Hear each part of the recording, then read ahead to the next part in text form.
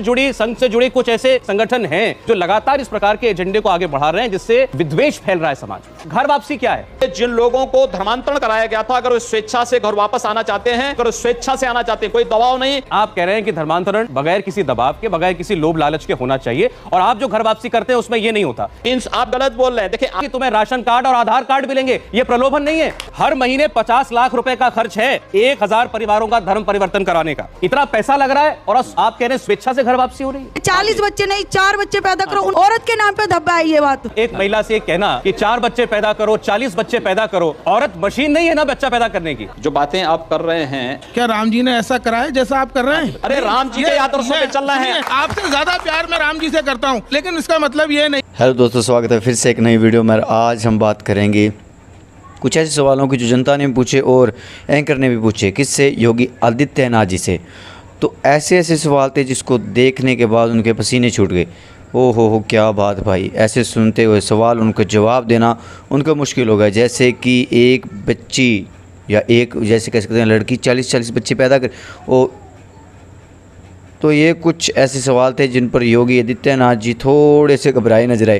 तो आप भी देखिए कैसे कैसे सवाल थे और उनके जवाब योगी आदित्यनाथ जी ने कैसे दिए। अरे बहुत मनुष्य लग रहे हो, मत करो, रहने दो, बहुत बुरे लग रहे हो। तौबा तौबा तौबा, थारा मूड से जुड़े कुछ ऐसे संगठन हैं जो लगातार इस प्रकार के एजेंडे को आगे बढ़ा रहे हैं, जिससे विद्वेष फैल रहा है समाज में। कि भारत के अंदर अल्पसंख्यक और बहुसंख्यक के आधार पर हमने नहीं बांटा है, ये किसने बांटा है? इस देश के अंदर आखिर अत्याचार और शोषण कहां से प्रारंभ होता है, यह भी तय होना चाहिए और इस पर निष्पक्ष चर्चा इस पे होनी चाहिए। आखिर इस देश के अंदर हिंदू बहुसंख्यक है, लेकिन निकाला जाता है भारत के अंदर, खाना बदोश की जिंदगी वो जीने के लिए मजबूर होता है। दुनिया के अंदर आश्चर्य होता है इस बात को लेकर के। घर वापसी क्या है?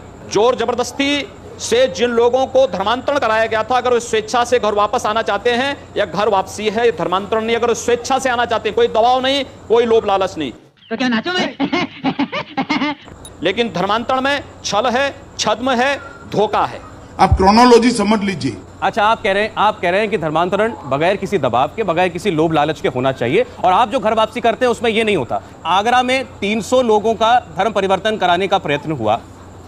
आप गलत बोल रहे हैं। देखिए, आगरा में कोई भी किसी प्रकार का कोई धर्मांतरण ना हम लोगों के संगठन ने किया था, ना हम लोगों की किसी संस्था का उसमें कोई योगदान था। जी, अब आप बड़ी आसानी से बच के निकलना चाह रहे हैं। बात तो सही है।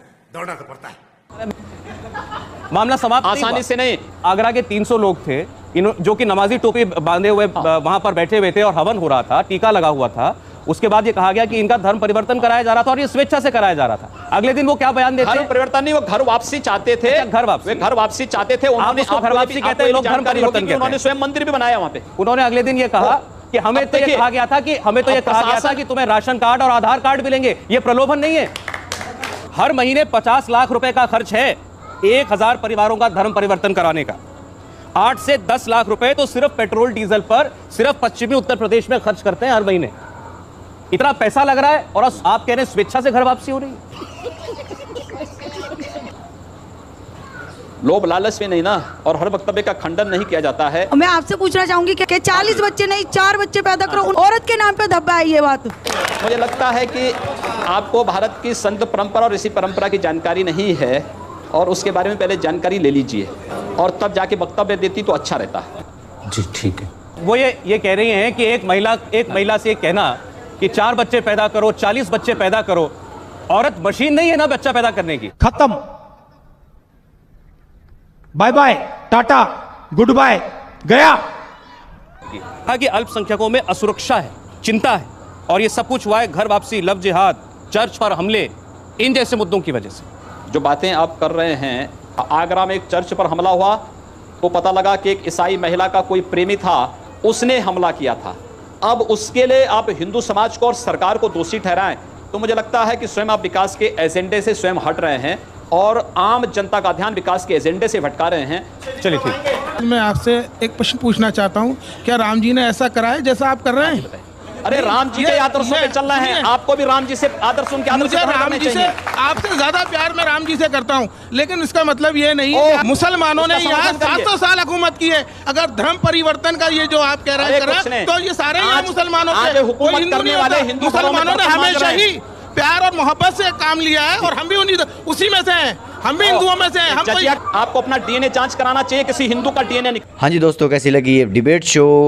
अगर आपको पसंद आई तो लाइक करें, शेयर करें, कमेंट करें और हाँ जी हमारे चैनल को सब्सक्राइब कर लें।